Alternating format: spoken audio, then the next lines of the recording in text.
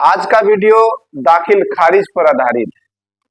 पुराने सॉफ्टवेयर और नए सॉफ्टवेयर में क्या अंतर है, इस विषय में आज हम चर्चा करेंगे।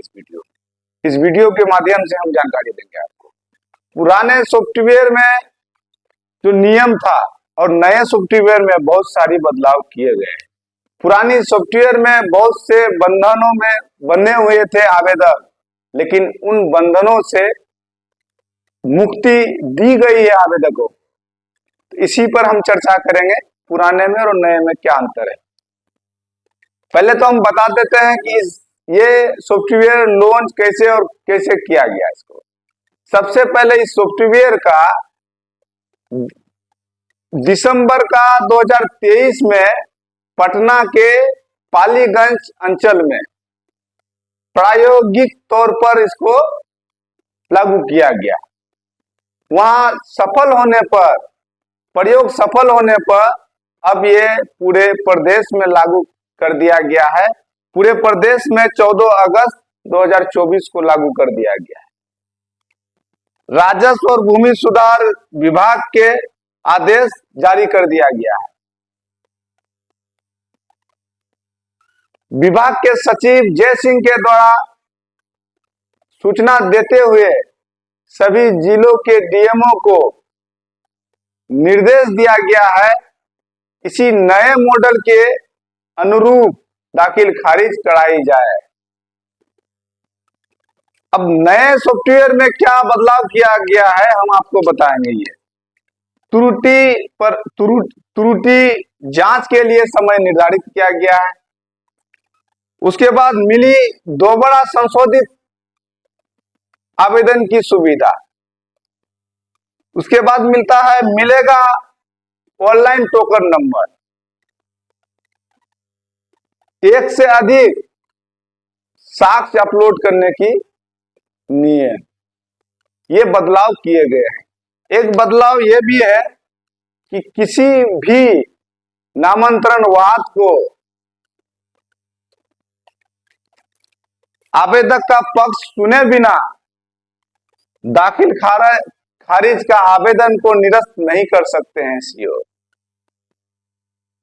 उन्हें आवेदक का पक्ष सुनना और रिपोर्ट पर लाना होगा। ये नियम लागू कर दिया गया है। अब त्रुटि के लिए जांच का समय निर्धारित, ये समय 24 घंटा मिला है। अगर किसी भी वाद में अगर त्रुटि पाई जाती है तो 24 घंटे के अंदर आदेश देने होंगे।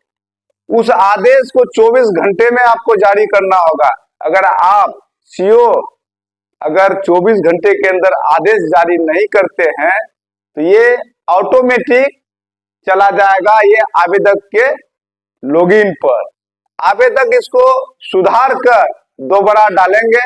जो फिर से जो सीओ को मिलेगा, सीओ दोबारा मिले आवेदन पर आदेश जारी नहीं करते हैं।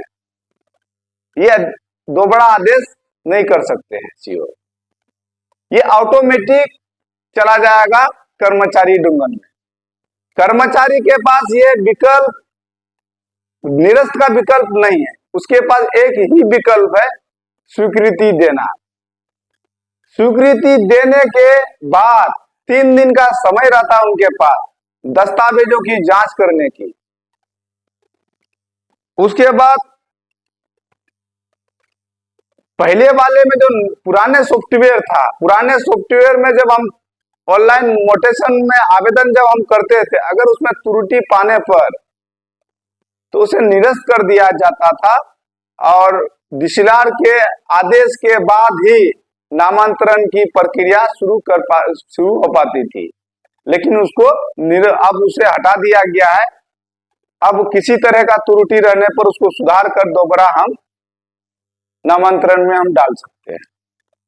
दूसरा, पहले हम पुराने सॉफ्टवेयर में एक से अधिक साक्ष्य अपलोड नहीं कर सकते थे, लेकिन अब जो नई सॉफ्टवेयर आया है, हम इसमें एक से अधिक साक्ष्य को अपलोड कर सकते हैं। और दूसरी बात, पहले का जो नियम था त्रुटि जांच के लिए, त्रुटि जांच के आड़ में बहुत सारी गड़बड़ी और बहुत सारा घोटाला किए जा रहे थे। महीनों महीनों केस को लटकाया जा रहा था, नामांतरणवाद को लटकाया जा रहा था और एक पैसा का डील किया जाता था। लेकिन सरकार विभाग ने उसको निरस्त कर दिया उस नियम को। अब ये है कि अब सीओ आवेदक का पक्ष सुने बिना दाखिल खारिज का आवेदन निरस्त नहीं कर सकेंगे। ये उन्हें आवेदक का पक्ष सुनना होगा और वो रिकॉर्ड पर लाना होगा। ये नियम नई सॉफ्टवेयर में किया है, लेकिन नई सॉफ्टवेयर से ये प्रतीत होता है कि बहुत ज्यादा पहले घोटाला था, लेकिन घोटालाओं में कमी आएगी, ये एहसास हो रहा है। लेकिन एक घटना, अभी एक मामला प्रकाश में और मेरे संज्ञान में आया है, एक पैसे का डील का। एक केस नंबर है, मैं आपको बताना चाहूंगा, 2649 केस नंबर, ये आजमनगर अंचल के है। इसका कर्मचारी है प्रभात रंजन। प्रभात रंजन इनको बुलाते हैं और एक जईब, एक बूढ़ा, एक बेसहारा असहाय लोग उनको बुलाते हैं और फिर उनसे ये कहा जाता है कि इस केस में स्वीकृति के लिए आपको मोटेशन के लिए 30,000 रुपया देने होंगे। जब इनके द्वारा उनको कहा गया कि मेरे पास तो खाने का पैसा नहीं, मेरे पास चाय पीने का पैसा नहीं, तो हम कहां से देंगे। फिर दोबारा कहा कि नहीं दीजिएगा तो ये मोटेशन नहीं होगा।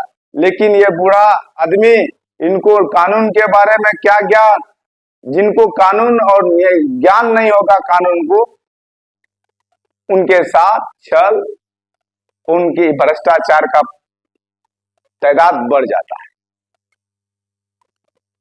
फिर ये बूढ़ा आदमी उनको 1,000 रुपये डर से देता है और फिर उनके द्वारा कहा जाता है और 2,000 रुपये पहुंचा देना, नहीं तो निरस्त कर देंगे। ये बूढ़ा आदमी के पास पैसा है नहीं। अब ये मेरे पास आया, मुझे आकर के बोलने लगा कि देखिए मेरे पास कर्मचारी धमकाता है और आदमी भी भेजता है 2,000 रुपये लेने के लिए। अब बताइए, सरकार के नाक के नीचे, और सरकार कितनी कोशिशें कर रही है सरलीकरण के लिए ताकि लोगों की काम आसानी से हो जाए, लेकिन जितना कोशिश सरकार कर रहे हैं आसान के लिए, उतना ही कोशिश लूटने के लिए आपके नाक के नीचे आपका पदाधिकारी, आपका प्रशासन, आपका कर्मचारी और आपका कर्मी कर रहे हैं। लेकिन मैं कर्मचारी साहब को मैं कहना चाहूंगा, क्या ये आपका अब्बू जान थे जो जेब खर्ची मांग रहे थे इनसे, या आपका अम्मा को ये जमीन दान में मिला है जो आप पैसे की डिमांड कर रहे हैं? ये आपका जो मनमानी रवैया है और जो आपका एक पर्याप्त मात्रा में आपका एक व्यापक संख्या में आपका शिकायत मिल रहा है और आप सबूत के साथ मिल रहा है, बहुत जल्दी आपके साथ निपट लेंगे। ये बहुत जल्दी हम आपके साथ निपट लेंगे। आपका ठोस सबूत और कई वीडियो भी मेरे साथ है जो आप पैसा लेते हुए, वो वीडियो भी है मेरे पास। बहुत जल्दी हम इसको आम लोगों के सामने इस वीडियो को भी हम लाएंगे, बहुत जल्दी इसको लाने वाले हैं। और इनके रवैये में अगर सुधार नहीं हुआ, जरूरत पड़े धरना पर भी बैठेंगे। और इस केस नंबर पर, ये 2649 पर जो डील किया गया है, और ये 2425 का मामला है, केस नंबर 2649 2425 वर्ष का है। ये अब इसमें माइनर गलती लिख दिया गया है, त्रुटि। आवेदन में संलग्न दस्तावेज अपठनीय है, जो पहुंच से बाहर है। उसके बाद हम केवला को अपलोड फिर से हम कर दिए हैं। ये नए सॉफ्टवेयर में नियम है और नियम के तहत हम जो इनका केवला था हम उसको अपलोड कर दिए हैं। उसके बावजूद बार बार पैसा के लिए आदमी को भेजा जाता है। एक पैगाम भेजा जाता है, पैसा नहीं दीजिएगा तो आपका मोटेशन नहीं करेंगे। आप बताइए कितना मनमानी और कितना अहंकारी है ये प्रशासन और पदाधिकारी और कर्मचारी। और यहाँ के जो मुखिया है, मुझे मालूम नहीं है मुखिया क्या कुंभकर्ण की नींद सोती है कि क्या सो रही, मुझे मालूम ही नहीं है। आखिर ये क्यों डर रहे हैं? आपके पास किस चीज का कमी है? आपके पास 13 वार्ड मेंबर है, आपके पास 13 पंच है, आपके पास खुद एक 13 और 13 26, एक मुखिया 27, एक आपका समिति 28, एक जिला परिषद 29, 30 लोगों का आपके पास संख्या बल है, जो आपको जनता के द्वारा आप लोगों को सम्मानित किया गया है। लेकिन इतने लोगों के बीच और इतने जनप्रतिनिधियों के बीच एक कर्मचारी का अहंकारी रवैया, भ्रष्टाचार का प्रकाष्ठा हो और आप लोग का मुंह बंद, लगता है कि आप लोग का मुंह में दही जम गया है। मुखिया पता नहीं किस नींद में और किस ख्याल और किस सपनों में खोए हुए हैं, ये ऊपर वाला ही जान सकता है।